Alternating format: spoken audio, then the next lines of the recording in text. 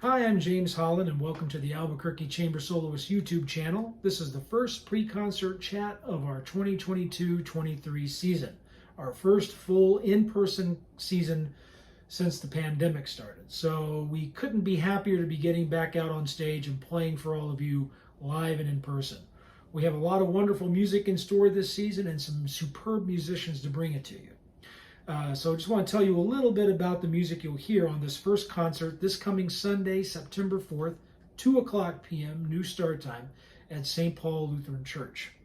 The first piece you'll hear is the Piano Quartet in G minor by Mozart. This piece was commissioned in 1785. It was supposed to be the first of a set of 3 piano quartets, music for piano, violin, viola, and cello.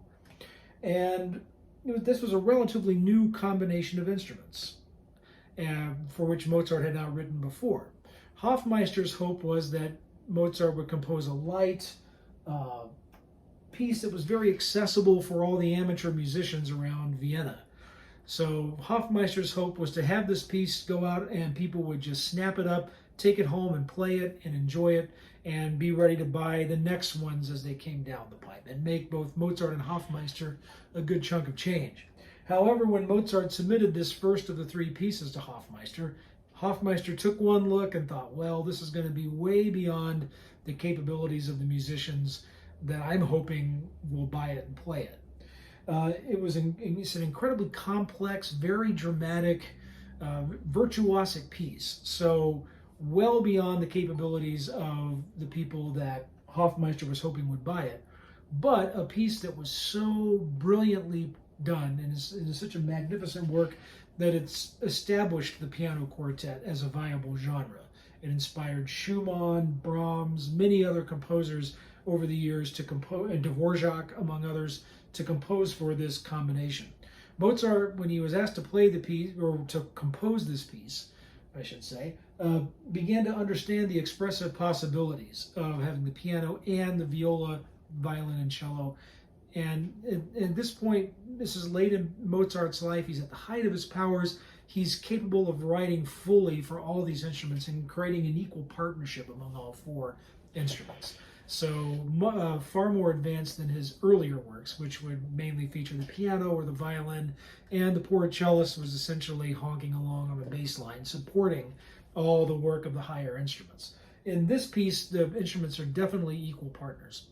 The key of the piece is in G minor, and for Mozart, this is a rather stormy and dramatic key. If you're familiar with the symphonies, you know the 25th and the 40th symphonies are both his best-known G minor pieces.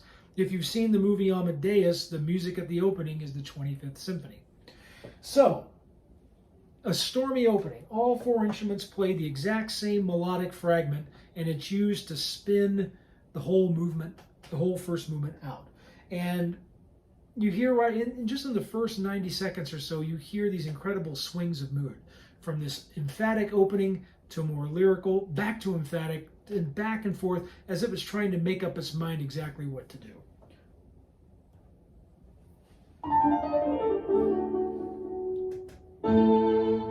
Let's try that again.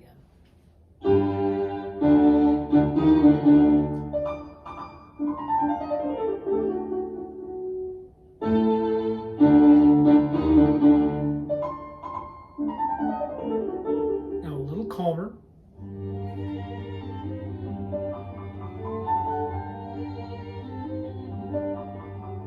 Suddenly big.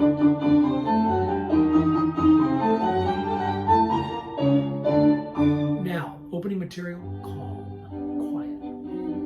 Piano answers big. Strings, quiet.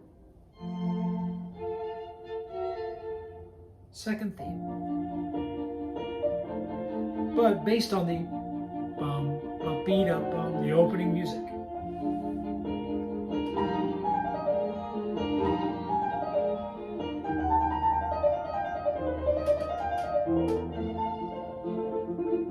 There it is again.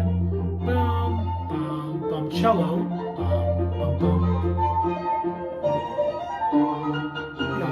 So go. Violin, viola.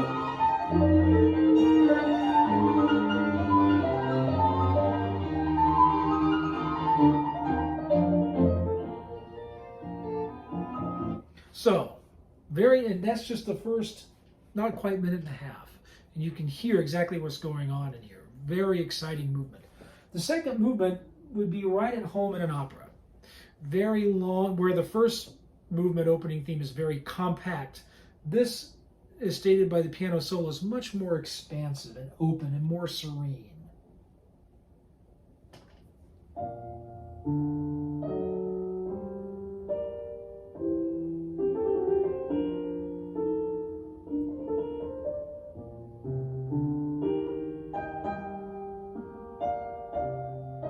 Would be kind of at home in an opera setting. And here come the strings.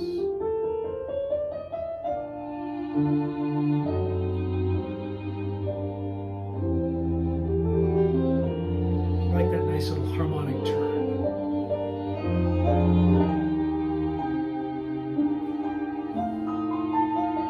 And here we come to a nice cadence. Oh, not yet. Nice swerve.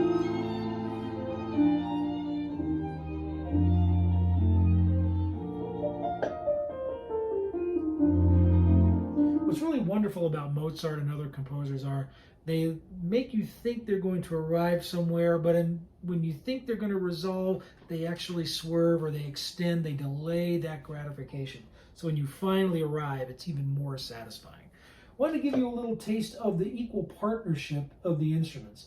Here's a really wonderful little segment where you hear the different lines exchanged by the different voices. So this is just sheer mastery.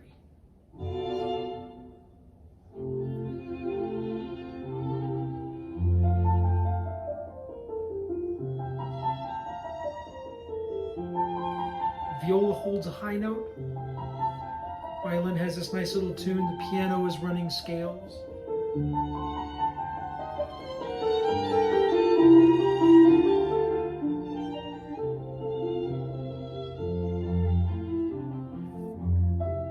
Now the piano takes what the violin had. The viola takes what the piano had. Violin takes what the viola had, the long single note.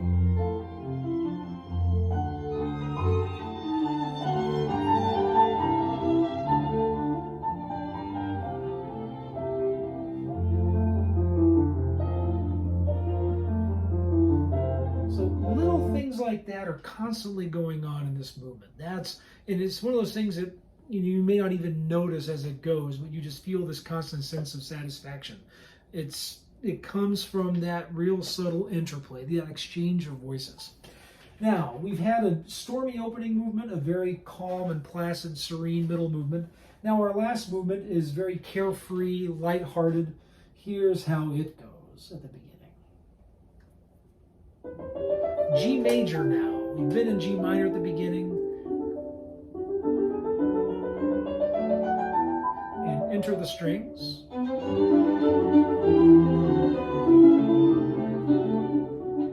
This theme keeps coming back in this movement. It's called a rondo. So this little bit keeps coming almost like a bookmark or a mile marker through the movement.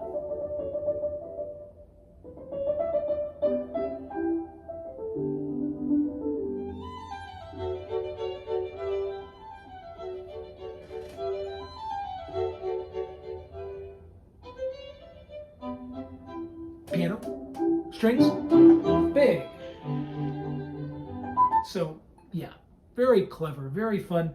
There's a section that feels a little more serious, but I think there are two ways to think of it. He's either reminding us of the seriousness of the opening movement, or he might be making fun of it a little bit. I think either one is valid. Let's give that little excerpt a listen.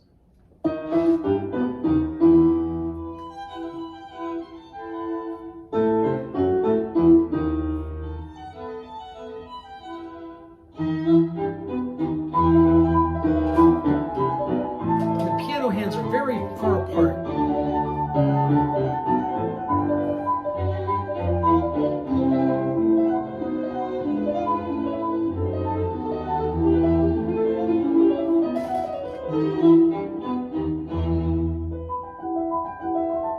Strings turn. Notice we've switched it around now. The piano's playing calmly and the strings answer strongly.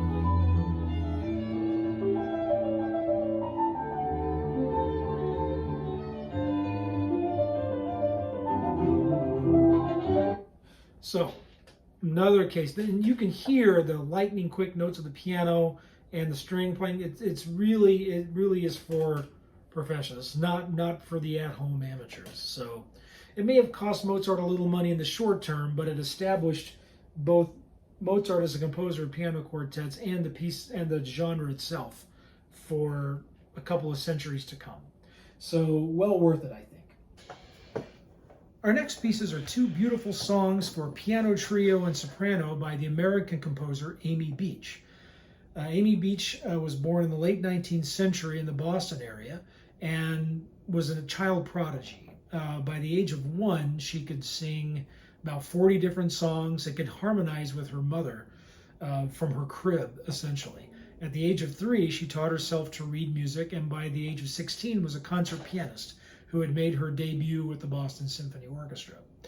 At the age of 18, she married the surgeon Dr. Henry Beach, and to be a respectable Victorian society wife, she cut back on her concertizing to maybe once or twice a year and gave all of her proceeds to charity. What she did do with the support of her husband, though, was to pursue composition. And she was incredibly good at it, as you'll hear in these two songs. She was entirely self-taught, quite remarkable. She was the first American woman to have a symphony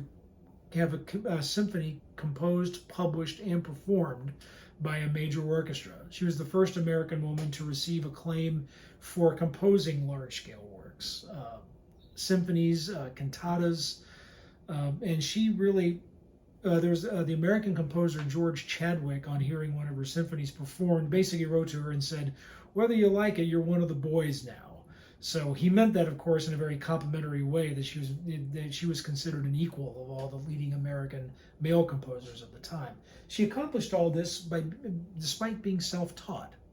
Most composers of any note in the early 20th century, especially in America, would go to Europe to study for at least a short period of time, but Amy Beach never did that. She taught herself form and orchestration. She studied earlier works, analyzed them, and also for herself translated works about orchestration by Berlioz and others from their original languages into English. So pretty astonishing accomplishment on her part. These two songs are from Opus 100. They were published in 1924. Amy Beach died in 1944, and then her music disappeared for a while. But then in the late decades of the 20th century, her music was essentially rediscovered and brought back, especially her chamber music. There's a really lovely piano quintet, I should say, that gets played quite a lot. These two songs are for piano trio and soprano, which is kind of an unusual combination. The musical language, at least to my ear in this song, it kind of reminds me a lot of Debussy. The opening, I'm going to play you just a small portion of one of the two songs, because all told, it's about 7 minutes of music. I don't want to give too much away before the concert, but this will give you a little taste of what it's like. Again, very reminiscent of Debussy to my ear. These very opening static piano chords, then violin and cello taking the tune, then the singer comes in with that same tune in the text. Sorry, here it is from the beginning.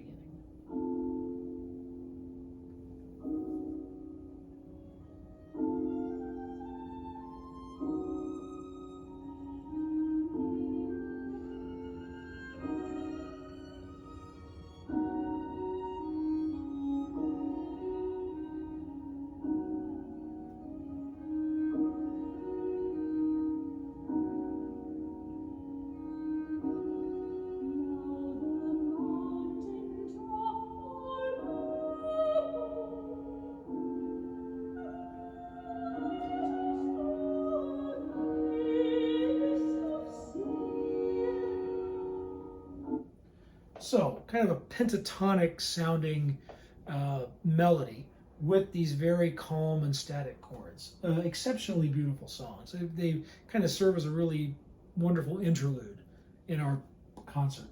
The closing piece is the first string quartet by Brahms, Opus 51, number 1, in C minor. This piece, along with its companion piece, Opus 51, number 2, in A minor, were published in 1873 when Brahms was 40 years old. By this time, he had already composed a lot of his major chamber music, the 2 string sextets, the first cello sonata, the horn trio, but the string quartet, of course, we identify it very closely with Beethoven. And for Brahms, Beethoven cast a very long shadow. Beethoven's great works were written at the very beginning of the 19th century, and every composer who followed had this enormous influence hanging over them, this incredibly long shadow. And Brahms was certainly no exception. He was viewed by many as the heir apparent to Beethoven. In fact, Schumann said so in writing when Brahms was very young. And that certainly created quite a challenge for Brahms. So when he was getting ready to publish his first string quartets, as well as his first symphony, which came along a few years later, these two genres so closely associated with Beethoven, Brahms wanted to be very thorough. So there was a lot of self-doubt, a lot of extreme care taken with the composition of these pieces, because he knew that inevitably they would be compared with Beethoven's. I do think that this string quartet is extraordinary. Really, Brahms is sort of a desert island composer for me. He's this perfect combination of mind and spirit and soul, the heart and the mind working together. Brahms was very rigorous in terms of his compositional technique. He was always honing, doing exercises, writing counterpoint, doing these things to keep his skills sharp. Much like a performing musician would practice scales and etudes, technical studies. So Brahms did that sort of thing almost on a daily basis. And when any young composer, aspiring young composer would bring his music for Brahms, Brahms would typically analyze it to the nth degree. And if that particular young composer didn't have his I's dotted and T's crossed, he would kind of have to leave the room with his tail between his legs. That was the level of intellectual integrity that Brahms brought to his music. This string quartet is in C minor, and whereas the Mozart was 3 movements of distinctly different character, there's sort of an overall narrative structure to all 4 movements of the Brahms quartet. The first and last movements are very closely allied in style, in temperament, even in the rhythmical content of the music. We'll hear that as we listen to a few examples. So let's hear the very opening of this quartet. Well, we hear 2 things. We hear repeated 8th notes in the cellos and viola, this motor, and on top of it, this ascending dotted rhythm. The dotted rhythm is something to keep in mind as you listen to this piece, because in 3 of the 4 movements, it plays a key role. So here's that opening. Listen to these 2 things. The first theme you hear in the violins is what's used to construct the entire first movement. A good 10.5 minutes of music from this one little nugget. So here we go.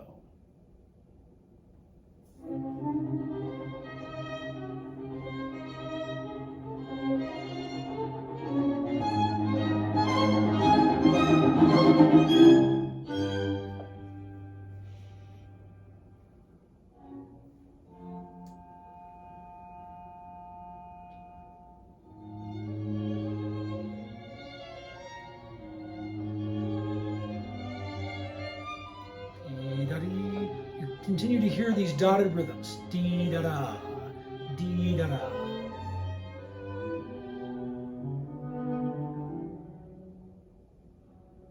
Violas and cellos bring us back to...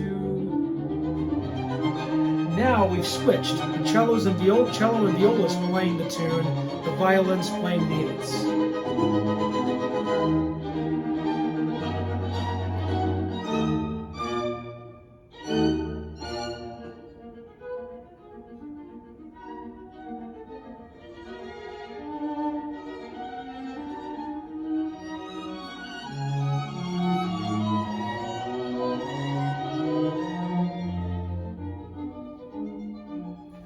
Scampering 8ths. All this is taken from the opening viola and cello 8th notes.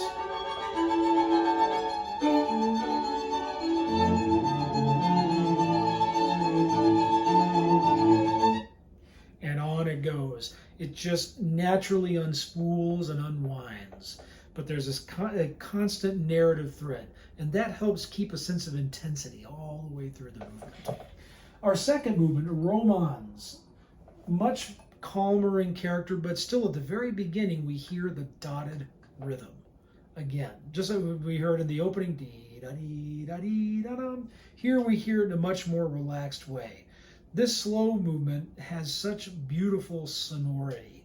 The instrumental writing, the textures are so thick and so satisfying both to listen to and to play. Here's a bit of this really glorious Romans.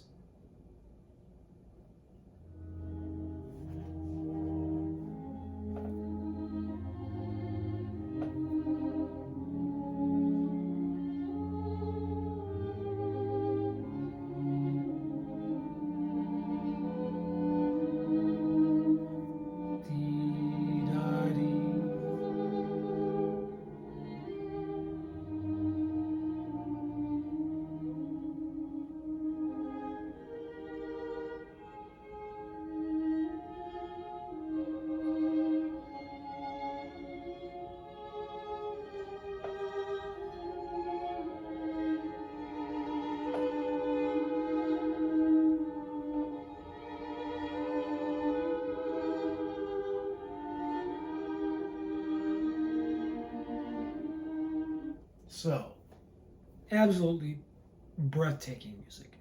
Now, one thing that I think is really interesting about this movement, and this is one of Brahms's favorite tricks, is to combine what we call a duple subdivision of a beat, division of the beat in 2 or 4, 1 and 2 and, or 1 and 2 and 1 and 2 and to combine it with what we call a triple subdivision. 1 and 2 and to have those two going on top of each other to create this sense of tension and kind of an unsettled feeling. Let me give you a little sample of this. This movement especially is especially skillful in combining these two things. So let's see if we can hear that in this excerpt.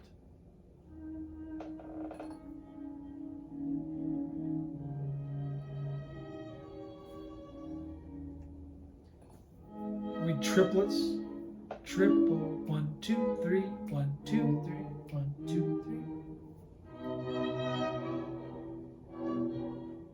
3. Kind of a sighing sort of effect.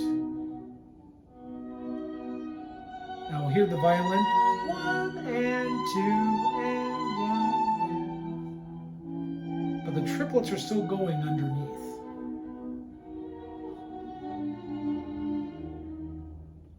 So, and then in the later portions of the piece, it really, when we come back to the original theme, the first violin continues these triplets on top of the material that you heard at the beginning of the movement. It really is spectacular. Now, our third movement is another calmer movement, and there are two clear sections. You know, composers would usually write what was called a scherzo, which is a very brisk triple meter kind of thing, and then there'd be a second section called the trio, which would contrast in character. Brahms isn't always known for his sense of humor, which usually was what scherzos were intended to display. So what he does is he has an opening section that's a little bit slower than your typical scherzo, but the accents kind of fall on strange beats. So there's this constant off-balance feeling to it. Here's how the opening goes. 4, 1, 2, 3, 4, 1, 2, 3, 1, 2, 3.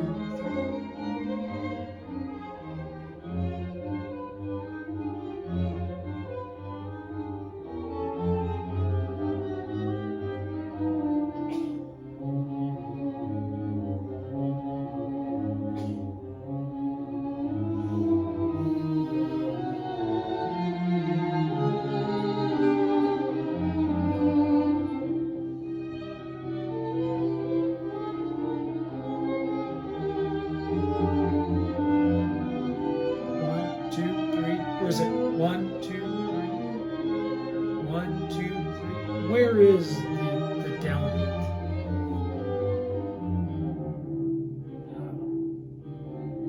So there's our opening statement of this theme. Now, in the middle is a more traditional kind of trio, something we're a little more accustomed to hearing in a third movement. And what's interesting in this, if you listen, you'll hear the second violin is sort of droning, except for what the second violinist has to do is to play an A that would be the open string, and then on the neighboring string play that same note on a finger. So the note is staying the same, but the color of the note is changing to create that sense of rhythm. That rhythm, that da-da-da-da-da-da, is what drives this middle section. So let's give that a little bit of a listen. See if you can hear that second violin part. This is the end of the previous section. Yada, yada, yada, yada, yada, yada, yada.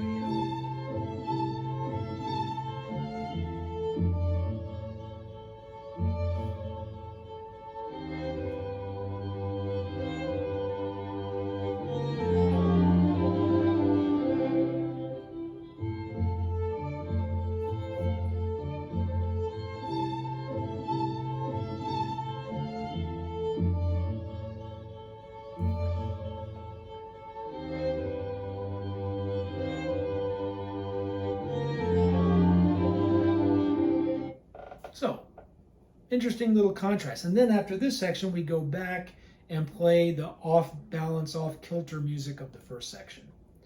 Our last movement brings us back to the world of the first movement. Let me just refresh your memory on the opening of the first movement.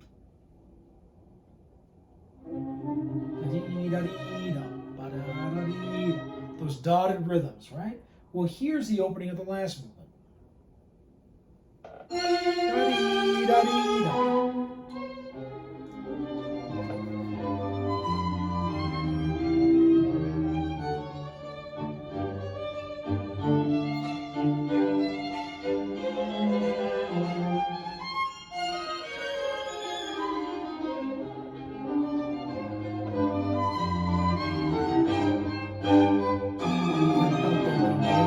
Fun thing for the cello. And there are those moving motor notes that we heard in the first movement. Over the dotted rhythm. Da-da-da-da.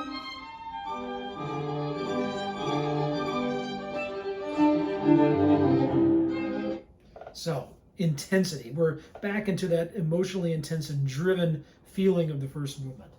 Here's another blurb that kind of showed that this is a famously difficult passage for coordination and intonation, and how Brahms breaks up.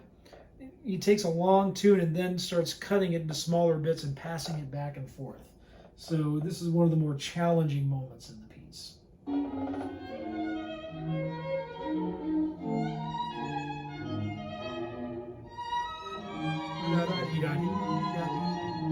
Cello together.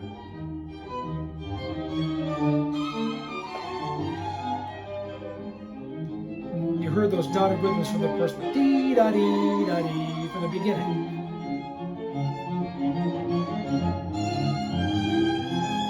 Cello, second theme. More relaxed, but still the cello is boom, bum, bum, bum, keeping the tension going, even though it's a little calmer.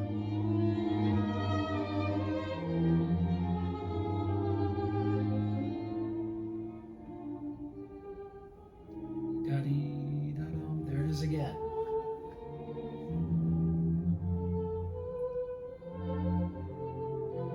So this is taking us back to our restatement of the opening music, building in speed and intensity.